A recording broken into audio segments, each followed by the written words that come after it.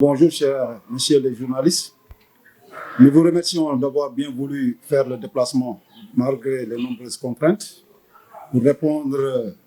à notre invitation. Nous en sommes très reconnaissants.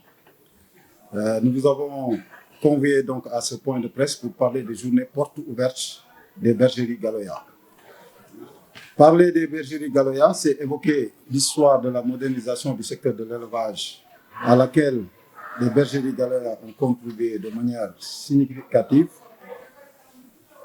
En effet, notre entreprise est une des références en termes d'amélioration génétique des races et de modernisation de l'élevage. Les bergeries Galoya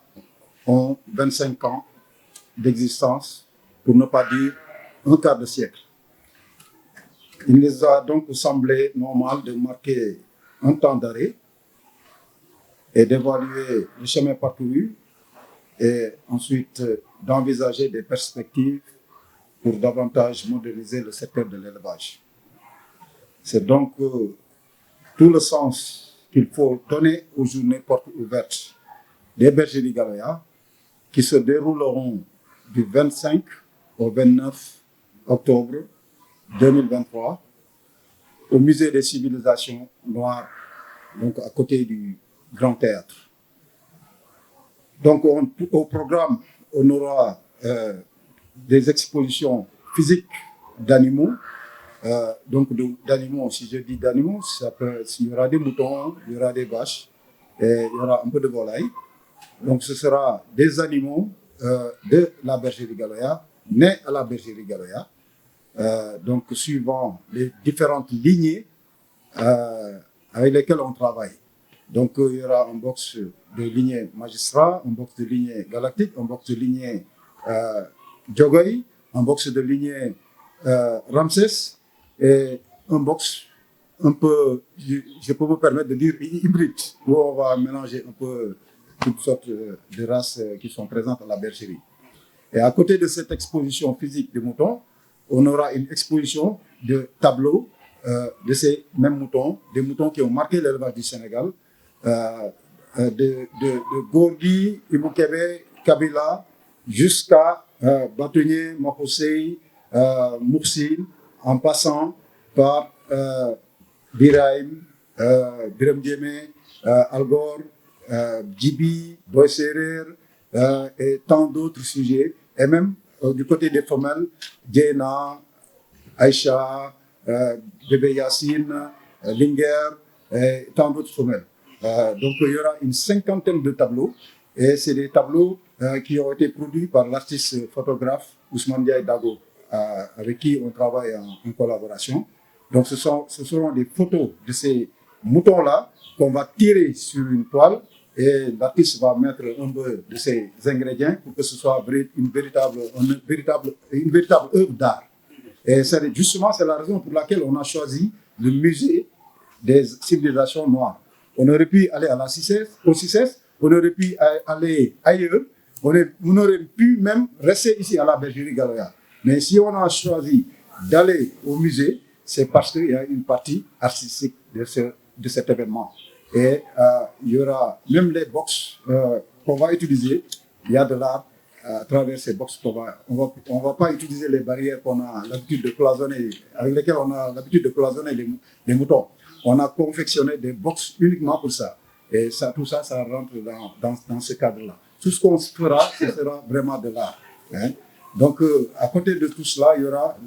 l'exposition des entreprises sponsors. Donc, c'est des entreprises qui se tournent autour de l'élevage. Il y aura les minoteries qui fabriquent l'aliment de bétail. Il y aura les laboratoires vétérinaires qui fabriquent les médicaments vétérinaires. Il y aura les entreprises agricoles dont la spécialité est peut-être de produire de la semence agricole ou d'autres produits agricoles. Il y aura aussi les institutions financières qui financent les entreprises agricoles. Tout ça, c'est pour vraiment qu'il y ait une symbiose entre les différents acteurs de l'élevage. Parce que les différents acteurs de l'élevage, ce n'est pas uniquement les éleveurs. Il y a les éleveurs, il y a les vétérinaires, il y a les banquiers, il y a les vendeurs même de produits traditionnels tels que les cordes et autres. Donc c'est toute la famille de l'élevage au sens large qui se retrouve là-bas. Et à côté de tout cela, il y aura également des panels qu'on va organiser autour des sujets qui intéressent l'élevage. Il y aura un panel sur la bonne conduite de l'élevage et sur la santé animale qui sera animé par l'Ordre des vétérinaires du Sénégal et moi-même pour mettre en exergue le modèle Galoya.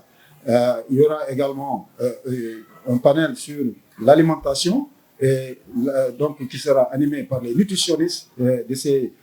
grandes minoteries. Je peux les citer, il y aura les Grands Moulins, il y aura NMA, il y aura FKS qui seront là. Et avec leurs nutritionnistes,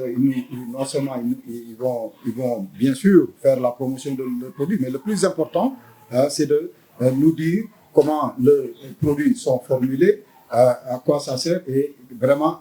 suivant chaque domaine, suivant chaque filière, que ce soit des moutons, que ce soit des vaches laitières, que ce soit des chevaux, que nous dire réellement la qualité de chaque spécialité, de chaque aliment produit par ces usines-là. Et donc, ce sont ces nutritionnistes qui vont animer le panel sur l'alimentation. Et il y aura un panel sur le financement agricole qui sera animé par le Fonds STAB, qui est le Fonds national de stabilisation. Il y aura également la Banque nationale de développement économique, donc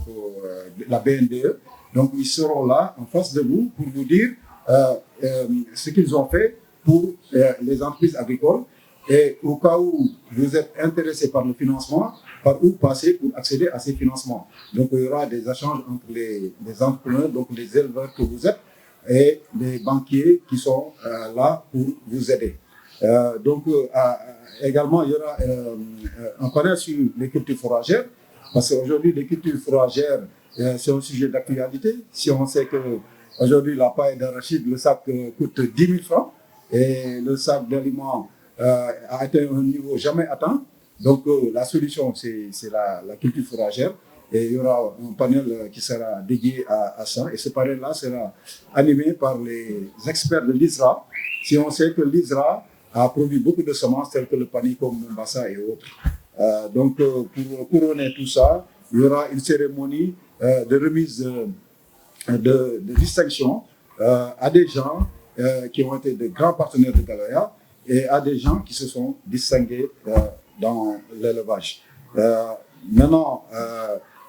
à côté de tout cela, il y aura également, on va produire des plaquettes. Les plaquettes, c'est des sortes de bouquins. C'est un bouquin qui va faire en quelque sorte 44 pages et où il y aura ces moutons mythiques que j'ai cités tout à l'heure avec le tableau. Donc, à chaque page, il y aura la photo du mouton, il y aura l'arbre généalogique de ce mouton-là, pour dire donc les parents de ce mouton et la descendance de ce mouton. Et à travers cela, peut-être l'éleveur va se référer par rapport au mouton qu'il a chez lui, il pourra remonter jusqu'à l'ancêtre. Et il y aura un texte descriptif de ce mouton-là, suivant, en fonction de sa date de naissance, son lieu de naissance, son naisseur, en fonction de ses qualités, de ses défauts, de ses produits et de son histoire en quelque sorte. Et il lancera ainsi pour tous les moutons qui seront illustrés sur ces tableaux-là. Et de telle sorte que ce ne sera pas une simple plaquette, ce sera en quelque sorte un livre de chevet qui va servir à l'éleveur pour qu'il puisse apprendre quand même l'histoire de l'élevage. Parce que ça, quand même, ce sera une bonne partie de l'élevage du Sénégal. Voilà. Donc, ça va se dérouler les jeudis, du jeudi 26 au dimanche 29. Et donc la cérémonie d'ouverture sera présidée par le nouveau ministre de l'élevage, Daouda Dia. Donc ce sera probablement sa première sortie. Et donc ce sera à 17h à l'auditorium du musée. Donc tous les panels se dérouleront à l'auditorium du musée. Donc c'est une grande salle qui peut abriter du monde. Une salle vraiment très moderne qui va abriter ces panels-là. Donc, je vais finir en parlant des parrains, il y aura un parrain. Le parrain, c'est le parrain naturel de la bergerie Galoya. Donc c'est Baba Diaw qui a été choisi parce que bon, c'est un choix tout à fait naturel. Baba Diaw a beaucoup fait pour Galoya. Baba Diaw est un partenaire de Galoya. Je dirais même c'est un actionnaire de Galoya. Donc c'est quelqu'un qui est un mécène de l'élevage. Il a beaucoup soutenu Galoya et il a beaucoup soutenu l'Adam. Donc qui dit Adam parle de l'élevage Ladoum. Hein, donc, à nos débuts, au premier Saladam, dès les premiers Saladam, il nous a beaucoup aidé en nous octroyant des dizaines de millions et en déplaçant toute sa ferme. Hein, donc, toutes les variétés de sujets qu'il avait, il est déplacé au Saladam. Et c'est ce qui a fait du Saladam ce qu'il est devenu aujourd'hui. Donc, cette personne-là, c'est une personne vraiment qui mérite tous les honneurs de la part, je ne dirais pas de la bergerie de Galoya, mais de la part du monde de l'élevage. C'est ça qui justifie un peu le choix du parrainage de Baba Diaw. Il y a la marraine, c'est Koleso Ardo. Koleso Ardo, il y a le mot Ardo. Hein, qui dit Ardo dit déjà élevage. Parce que Ardo, c'est le peul nomade. Donc c'est le chef coutumier peul qui est donc nomade, qui est éleveur. Les Ardo, donc l'arrière-grand-père de Koleso Ardo, qui s'appelait Ardo Gallo Suko, d'où vient le nom de Galoya, c'est lui qui a créé le village de Galoya. Donc Galoya vient du nom Gallo Suka. Donc il y avait un jeune Ardo très célèbre, très élégant, très riche, qui a vraiment créé ce village-là. Et donc ce dernier est donc l'aïeul de Koleso Ardo. Donc ses grands-parents ont vécu à Galoya. Et à un moment donné, en bon nomade, ils se sont déplacés vers Diourbel et ils sont restés là-bas. Et c'est ce qui a fait qu'elle et ses parents sont nés à Diourbel. Mais elle est de Galoya. Mais ce qui a fait qu'on a porté notre choix sur elle, c'est pas seulement dû au fait qu'elle est Ardo Galoya, mais c'est surtout dû au fait que non seulement elle est Ardo Galoya, c'est qu'elle s'identifie à Galoya. Et moi, je me rappelle, il y a une dizaine d'années, j'ai fréquenté sa boutique à la rue Mohamed V. Déjà, au showroom, il y avait la plaque Galoya au showroom. Et récemment, elle a créé un très grand restaurant qui s'appelle le Galoya. Donc, nous, on l'a choisi parce qu'elle est de Galoya et elle aime Galoya et elle s'incarne, elle s'identifie à Galoya. Donc, je vais en profiter, je vais terminer quand même en remerciant nos différents partenaires vraiment qui ont accepté de venir sponsoriser cet événement. Je veux parler des Grands Moulins, je veux parler de NMA Sanders, je veux parler de FKS, de Senevet, du FONSTAP, du CNAS, du PRODAC. Je veux parler également comment dirais-je, la 2STV, qui nous a beaucoup aidé, qui nous a vraiment beaucoup soutenu. Je veux parler également de Dolima, donc les laiteries du berger, de la BNDE, donc de la LONAS aussi. Donc tous ces sponsors-là ont accepté de cheminer avec Galoya pour vraiment réussir ces journées. Donc je vais m'arrêter là et essayer de continuer la communication en Wolof.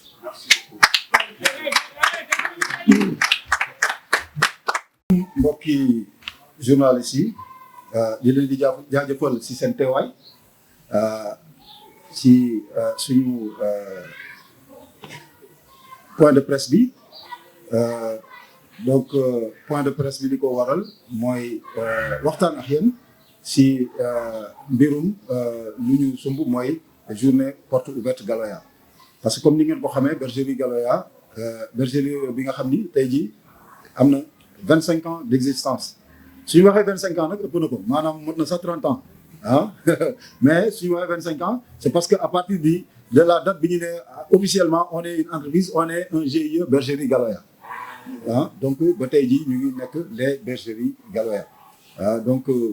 temps boobu yëpp am na lu ñu jot a liggéey as tuut mi nga xam ni vraiment éleveurs yi ñu ko reconnaître nangul nañ ñu ko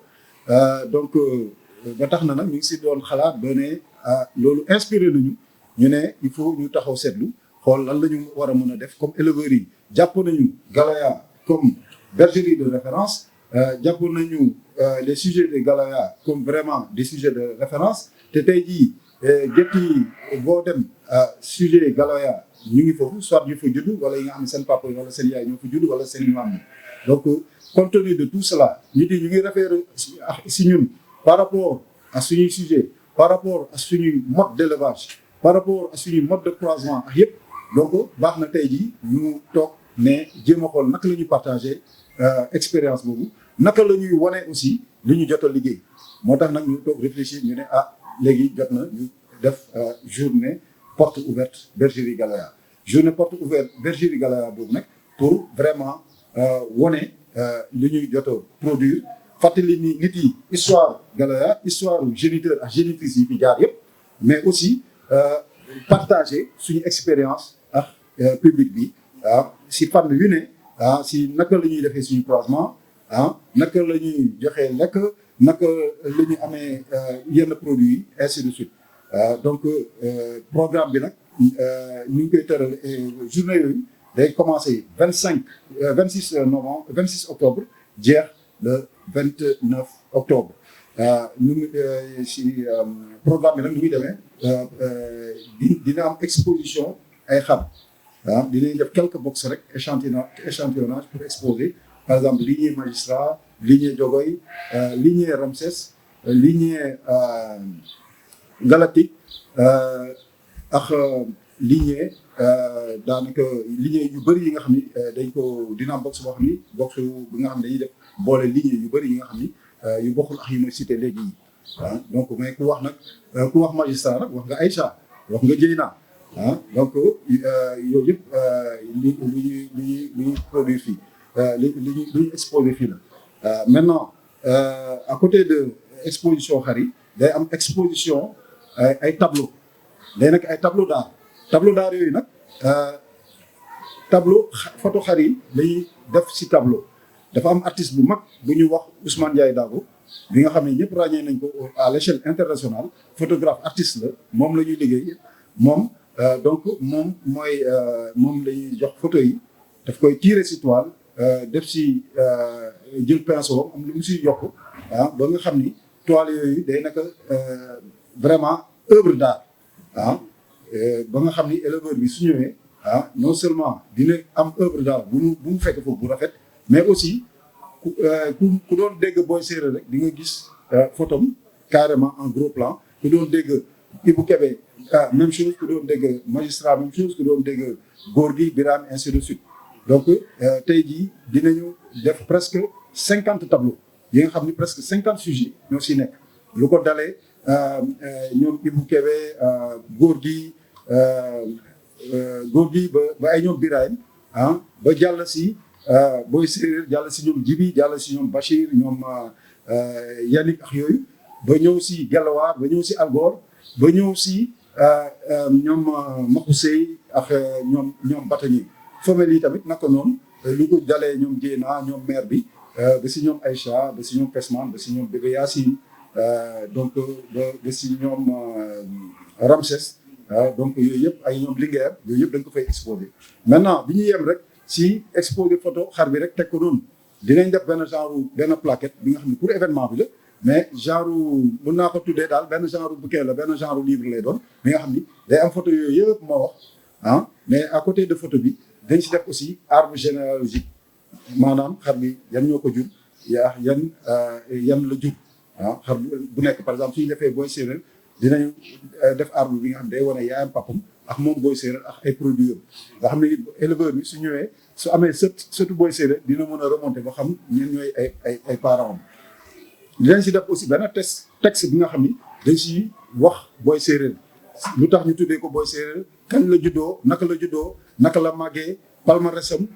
lan moo nekkoon point fort am ñan ñooy doomam ainsi de suite de telle sorte que yow soo ko tiimee li nga bëggoon xam si Boy Séeréer yëpp di nga ko xam si loolu te noonu la ñuy def pour presque yeneen 40 xar yeneen 50 et quelques xar yi ñuy def seen kii de telle sorte que léegi plaquette boobu livre boobu du njëriñ rek pour événement bi mais day njëriñ pour ëllëg parce que livre boobu day téye une partie élevage du Sénégal parce que yaakaar naa ni tey jii xar yooyu ma cité yooyu mooy une partie de l'élevage du Sénégal te tey jii mënoo wax benn xar ba pare génne si xar yooyu ma lim tey jii mënoo c'est difficile nga wax benn xar te doo nga génnee si Algor wala génnee si Boy Séré wala génnee si Magistrat wala génnee si Aïcha wala Dieyna wala nga génnee si maire bi wala yooyu donc daanaka éleveurs yëpp dinañ si gis seen bopp donc loolu mooy plaquette boobu dina am exposition bi nga xam ni entreprise yi partenaires yi ñoom ñooy ñëw exposé entreprise partenaires yi am na nag ñoo xam ne dañuy jaay garab am na ñoo xam ne dañuy jaay aliment am na ñoo xam ne si financement yi lañ nekk am na ñoo xam ni ordre des vétérinaires ak yooyu ñoo ŋànk kuréelu vétérinaires yi am na yoo xam ni entreprise yoo xam ne si yeneen domaine la ñu kii mais toujours dans le domaine de l'élevage maintenant dina am également ay panel yu ñuy organiser panel yooyu nag dina am panel bi nga xam ni si alimentation la donc loolu nutritionniste yi jógee si usines yi ñoo koy animer maintenant comme modérateur docteur Sène mooy nekk modérateur bi bu ñëpp xam nañ docteur Sène donc il y aura également benn kii si panel sur les cultures fourragères bu nga xam ne waa ISRA expert ISRA yi ñoo koy animer ISRA ku ko xam ni ñoom semence yu bëri si fourrage ñoom ñoo ko def ba si semence yi nga xam ne brésiliens yi ñu koy jaay lu mel ni panicum bi Mombasa bi ISRA defal moom la brésiliens yi jël développé ko indiwaat ko di ñu koy jaay pour dire que ISRA liggéey bu mu def mais daanaka fesul peut-être ce sera l'occasion ñu fesal ko dina am aussi un panel sur le financement des entreprises parce que tey jii am na ay entreprises yoo xam ne état bi moo ko moom lu mel ni ay BN2 ay crédit agricole ay fonds stable yi nga xam ne dañ leen fi teg pour ñu financer éleveurs yi ak agriculteurs yi ñooñu nag dina am jàkkaarloo ñoom ak éleveurs yi ñu wax pourquoi ñu financer ñenn ñi pourquoi ñeneen ñu financer wuñ leen ba léegi ak ku bëgg ñu financer la fan ngay jaar ba ñu financer la donc waxtaan ak ñun éleveurs yi donc yooyu yëpp aussi dina am waxtaan boobu dina am waxtaan aussi si santé animale bi nga xam ne ordre des vétérinaires moo koy développé ak experts yu jógee Sénévet ak yooyu donc à côté de ces panels là nag dina am benn cérémonie bi nga xam ni remise de trophée Galoya pour ñi nga xam ni vraiment jàppale nañu Galoya bu baax depuis belle lurette ak pour ñi nga xam ni aussi jàppale nañu élevage donc su loolu yëpp weesoo aussi baax na ñu wax aussi ñan ñooy parrain événement bi parrain bi Baba Diaw la mooy suñu parrain naturel Baba Diaw nag si Galoya la bokk parce que ñun suñu diggante ça date de plus de 20 ans nit la bi nga xam ni def ñu bëggal boppam nit la ba nga xam ni waxuma sax Galoya élevage Sénégal yëpp la jàppale gis nañu ni lan la defal Adam tey ji Saladam su tollee fu mu toll moom la parce que moo si def xaalisam au départ ay dizaines de millions mu koy def pendant plus de 5 ans ba pare di indi ay nagam ay xaram ay béyam ba si bolaayam ba rafetal taaral Adam ba Saladam toll fu mu toll nii li mu def ranch dolli beneen affaire la tamit lu ne def na ko foofu donc nit ku njëriñ élevage Sénégal la donc kooku c'est normal que ñu parrainé ko suñu marraine nag Collé Sow Ardo la tudda la grande styliste ñëpp xam nañ ko si mbirum stylisme mais moom turam Ardo mu ngi si biir ku wax Ardo nag Ardo mooy chef pël ku wax Ardo mooy aussi chef pël bi nga xam ni ñëpp xam nañu pël suy waxee pël moom sàmmkat la donc Collé Ardo Sow nag moom maamaatam li ñu doon wax Galo Suko moom moo sanc Galoya donc tuuru Galoya boobu si maamam la jógee bi ñu doon wax Galo Suko donc mu nekkoon un jeune Ardo bi nga xam ne très élégant bu amoon alal bu amoon doole moom moo santoon village u Galoya bi nekk chef de village bi donc kooku mooy maamaatu Collé Sow Ardo maintenant c'est pas parce que rek moom ay parents ay maamam Galoya la ñu jógee moo tax mais c'est surtout parce que moom dafa identifié aussi Galoya moom dafa jàpp boppam comme Galoya dafa bëgg Galoya boppam depuis plus de 10 ans soo demoon boutique am da ngay fekk benn plaque bu ñu bind Galoya temps yi ubbi na benn restaurant bu mag a mag bokk na si restaurant yi gën a mag si Dakar actuellement bu mu tuddee le Galoya donc man loolu laa gis rek vraiment koo xam ni identifié wu na à Galoya bëgg na Galoya te quand même c'est entrepreneur femme d'affaires bu mag la boo xam ni référence la day employé ay jeunes yu bëri di leen encadré moo tax ñu def ko suñu marraine ah. Maintenant bu ma paree te remercier wu ma quand même suñu partenaires yi ah suñu partenaires yi nga xam ni vraiment ñoo ñu jàppale ah su ma waxee nag partenaire wax naa BNDE wax naa FONSTAB wax naa Grand Moulin NMA FKS LONASE restaurant le Galoya wax naa les laiteries du Berger wax naa CNAS assurance agricole ah wax naa aussi PEDEPS ah donc ñooñu ñëpp c'est des sponsors yi nga xam ne dañuy jàpp si y a aussi Sopela ah donc ñooñu ñëpp dañuy jàpp si liggéey bi mais mention spéciale à 2STV 2STV dinaa leen remercier au nom de Galoya mais dinaa leen remercier aussi au nom de tout l'élevage du Sénégal parce que tey jii mun naa wax élevage Sénégal surtout élevage laadum su tollee fu mu toll c'est grâce à 2STV. Sangomar ne me démentira pas parce que la plus grande émission de l'élevage aujourd'hui Gerte gi la et ça a démarré avec ce beau monsieur là avec l'émission Xar bi ah te loolu yëpp 2STV la ñoom xeebuñu élevage ñooñu ne rek élevage amul xaalis wala élevage ñoo ay jur la rek non ñoo xeebuñu depuis boobu ba léegi jàppuñu te bàyyiwuñu ah te lépp lu ñuy def tey ji man presque association yu bëri man maa leen di defal intervention fu ñu waree fay 5 millions 2STV ay 2 millions la ñuy fay wala 1 million 500 ah donc loolu ñoom ñoo si jàpp di wax vraiment mention spéciale à 2STV. Également di annoncer également si lii am naa si ñu ma jàppale bu bëri ah il y a notre ami consultant Agibou qui est là qui a été le consultant de l'AREN qui a beaucoup travaillé pour le Saladam dafa am ñoo xam ne dañuy liggéey di fës dafa am ñi nga xam ne dañuy travaille dans l'ombre Saladam su ñu gisee toujours communication bi doon jaar yoon journaliste yi Sénégal yëpp dañ daan ñëw tout ça moom moo ko loolu lijjanti moo doon def lépp ah moo doon organiser yëpp ba si hôtesse yeeg yooyu yëpp noonu la def aussi pour la bergerie Galoya donc mention spéciale merci beaucoup à Agibou Kane di wax aussi kii bi tey jii pour exposition tableau yi aussi il y a quelqu'un bi nga xam ni côté exposition tableau yi moom c'est le commissaire des expositions des tableaux ah mooy Yaya Ñokkaan moom ñëpp xam nañ ko si élevage bi bu doon koo xam ni c'est l'historien de l'élevage ce qui est extraordinaire moom c'est un Mauritanien ah mais sénégalais yi moo leen gën a xam laadum yi xar yi man léeg-léeg sax suma propre xar mu am lu ma réer ma ne ko de Yaya envoie-moi telle photo wala kii ak kii nii mu rappelé ma ko donc moom ak ku ñuy wax Mara Janka xëy na éleveurs yi suñ ko xamul depuis xam nañ ko si Facebook bi muy quelqu'un bi nga xam ne un informaticien ñoom vraiment jàppale nañ ma si liggéeyu arbre généalogique yi donc les arbres généalogiques ñoom on a beaucoup travaillé man ak ñoom dañ doon toog ba 2 heures 3 heures du matin di coordonner di liggéey pour benn xar rek par exemple mun nañ taxaw par exemple si mun naa wax si Aïcha rek si arbre généalogique toog nañ di si liggéey pendant 2 jours si Biram Jéeme même chose dañuy def ma ne non rectifier leen def leen nii ñoom ñu kii donc ils ont fait un travail extraordinaire bi nga xam ni incha allah di ngeen si teg seen bët donc di koy yemale fii rek di leen di jaajëfal di wax aussi bon mu ngi commencé lëndëm bon suuf on doon waa quelques minutes bu fekkee am na doon di très rapidement mais concernant les journées portes ouvertes ñu tontu leen rapidement balaa mu lëndëm daal.